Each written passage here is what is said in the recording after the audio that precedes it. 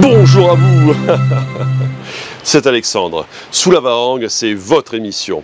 Sous la Varangue est une émission culturelle consacrée à l'art, aux traditions, à l'histoire et à l'événementiel. Le sport est primordial dans la vie des jeunes et nous allons au Salon des Sports 2023 à la Nordève. Et nous allons voir que cela a été mené d'une main de maître. Et c'est tout de suite dans Sous la Varangue.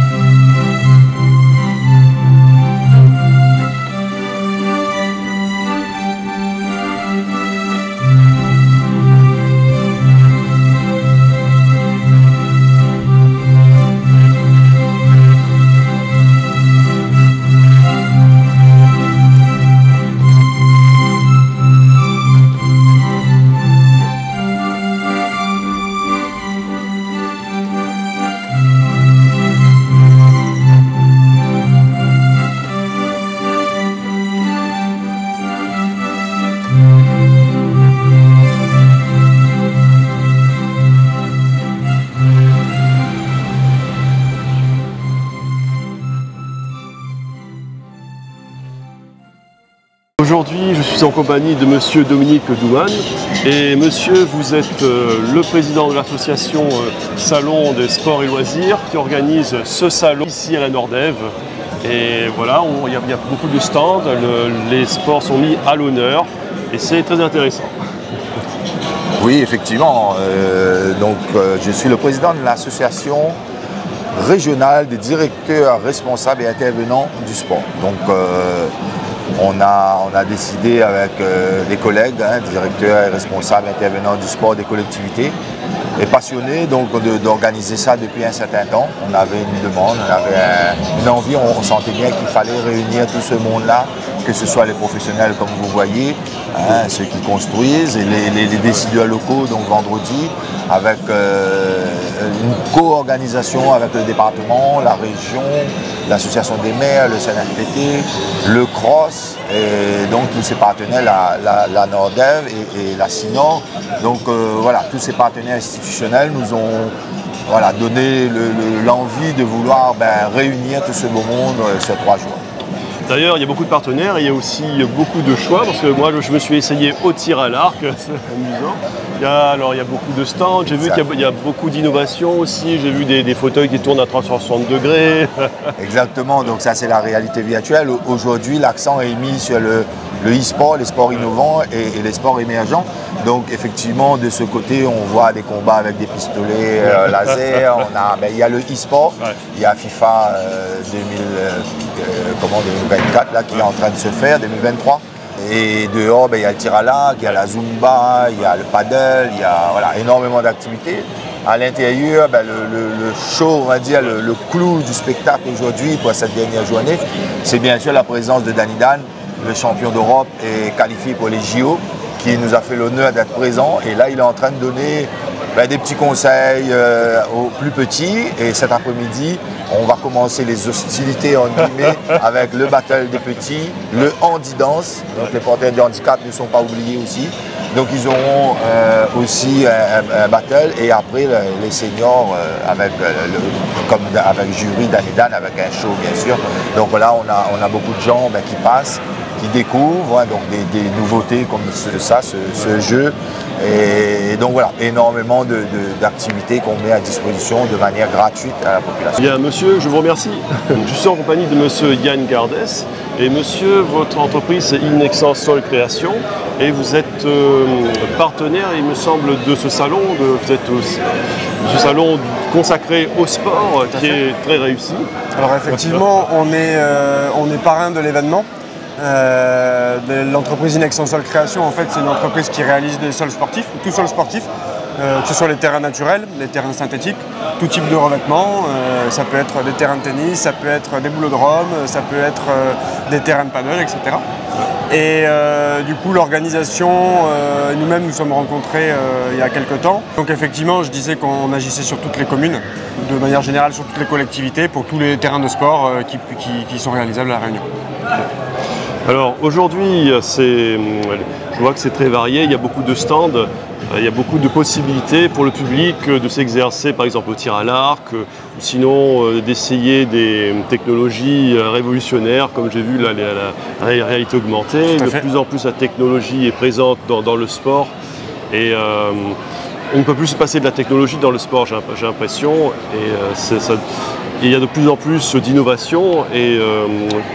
Que pensez-vous vers quelle direction cela va aller? Nous, en l'occurrence, les innovations, on n'est pas vraiment dans la technologie, je dirais 2.0 avec de l'électronique, etc. Nous, on va surtout sur l'innovation, disons, verte, dans le sens où des législations sont en cours vont passer dans peu de temps, qui vont en fait imposer aux collectivités d'aller vers des solutions plus vertes, plus respectueuses de l'environnement.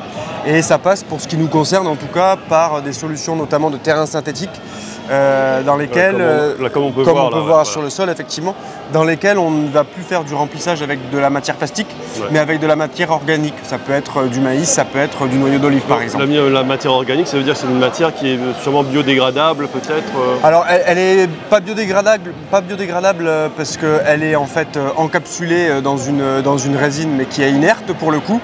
Mais par contre, la production, c'est du noyau d'olive, c'est du maïs. Donc en fait, on a plus de résidus de plastique qui traînent sur les terrains. D'accord. En fait, il y a une législation européenne qui est passée, qui va imposer en 2031 de ne plus avoir, en fait, les collectivités n'auront plus le droit de commander des produits synthétiques. Et en l'occurrence, le remplissage synthétique, j'ai des exemples qui sont là-bas, on peut le remplacer par des matières organiques. D'origine organique, voilà. Noyau d'olive, maïs, ça peut être de la fibre de coco, ça peut être du liège par exemple. Oui, en fait, c'est fait à base de fibres végétales. Exactement, c'est de la fibre végétale et du coup, ça permet en fait de rentrer dans le cadre de la législation et puis aller vers un côté un peu plus vert. Quoi. Oui, parce qu'avec le plastique, on s'est rendu compte que le recyclage était compliqué parce que le recycler, ça veut dire remettre le plastique sur le marché, ça n'en finit plus. En fait, l'idéal, ça serait de détruire une grosse partie du plastique et le remplacer par des matières faites à base de fibres végétales. Exactement. Ou peut-être de fibres organiques. D'autant plus qu'à La Réunion, en fait, avec les épisodes cycloniques, on a parfois en fait les terrains qui se chargent en eau. Et les matières plastiques qui sont à la surface. Voilà. Et puis surtout, elles vont migrer vers l'extérieur du terrain. Et ensuite, éventuellement, se retrouver dans l'environnement si c'est pas bien contenu. Si c'est de la fibre plastique, c'est problématique. Si c'est de la fibre organique qui repart dans l'environnement, quelque part, c'est un moindre mal. Oui, parce que la fibre organique pourra se décomposer avec un certain temps, mais elle se décomposera plus facilement que le plastique. Exactement. L'impact à long terme, il sera largement amélioré en fait quand on viendra utiliser des matières organiques. D'ailleurs, il y a beaucoup d'associations qui ramassent le plastique parce que le plastique, finalement, il finit toujours dans la mer, puisqu'avec les ravines, ça les entraîne au large et ça finit dans le ventre des tortues, quoi. Donc c'est un problème pour l'environnement. Et il est temps de prendre le problème à bras le corps parce que ramasser le plastique ne suffit pas puisque à chaque fois on le remet dans le circuit. Exact. Ce qu'il faut, c'est sur le long terme le détruire et puis trouver une solution justement avec ces fibres, ces fibres d'origine organique ou de fibres végétales. Et en fait, c'est ça l'avenir. Tout à fait. Mais par ailleurs, donc là, on parle vraiment des sols qui sont en synthétique. Nous, chez Inexcellent Sol Création, on fait aussi on fait de l'entretien de terrains naturels, tous les terrains de grands jeux, les terrains de foot, de rugby, etc. Et on les entretient et également on fait certaines créations. Si on veut vraiment racheter sur quelque chose de très vert, on ne va pas du tout vers le synthétique, on reste sur des terrains naturels. Ici, on a tout ce qu'il faut pour les construire et pour les entretenir comme il faut. Et donc après c'est la collectivité qui va faire son choix, mais en tout cas c'est tout à fait possible de réaliser des terrains en verre comme ça existe depuis le début. Pour ce salon consacré au sport ici à la Nordève, comment cela s'est-il passé avec les partenaires, avec le public surtout? Je pense que le public a dû être au rendez-vous. D'ailleurs, on voit qu'il y a beaucoup de gens qui arrivent. Tout à fait. Alors nous, déjà, en qualité de parrain, nous, on souhaite remercier bien sûr toute l'organisation parce qu'ils ont mis de la ténacité en fait pour aller jusqu'au déroulement de ce salon. Ça s'est très bien passé. Nous, on a entretenu essentiellement des relations commerciales avec des gens qu'on connaissait et d'autres qu'on ne connaissait pas, des gens qui sont venus de métropole pour venir présenter leurs produits, leur savoir-faire, etc. Ça nous a permis donc d'échanger avec des nouveaux partenaires ou des partenaires qu'on connaissait déjà. Et puis par ailleurs, l'ensemble des collectivités ont joué le jeu, sont venus, se sont présentés sur les stands. On a pu voilà, parler des projets qui sont passés, qui sont à venir, etc. Donc c'était très intéressant. Et par ailleurs, le public, là, je suis content de voir qu'aujourd'hui on est dimanche, il y a plein de familles, plein de marmailles qui sont à l'extérieur. Donc voilà, on va passer un bon moment, ça va être convivial cette dernière journée du salon. Et puis ce qui sera important, c'est d'en garder un bon souvenir, de voir ce qui a bien fonctionné pour réitérer l'année prochaine et puis faire une deuxième édition qui aura autant de gueule. D'accord. Et quels sont vos prochains projets justement ? Alors nous, les prochains projets, c'est déjà terminer l'année puisque les congés du BTP arrivent dans 3 semaines. On a beaucoup de chantiers qui sont en cours et on s'est engagé auprès de nos clients pour les terminer rapidement, donc il va falloir qu'on le fasse. Ensuite prendre quelques jours de repos puis revenir en 2024 avec de nouvelles ambitions, de nouveaux projets et puis avec toujours la même idée en fait d'aller satisfaire en fait nos clients notamment, mais en fait tout le fonctionnement du sport à La Réunion, puisque voilà, on voit bien les parents, les enfants à droite à gauche qui ont envie de faire du sport, qui ont envie de se dépenser. Et nous on est là quelque part pour ça, on crée des équipements, etc. pour aller vers plus de sport pour nos marmailles, et pour les parents aussi.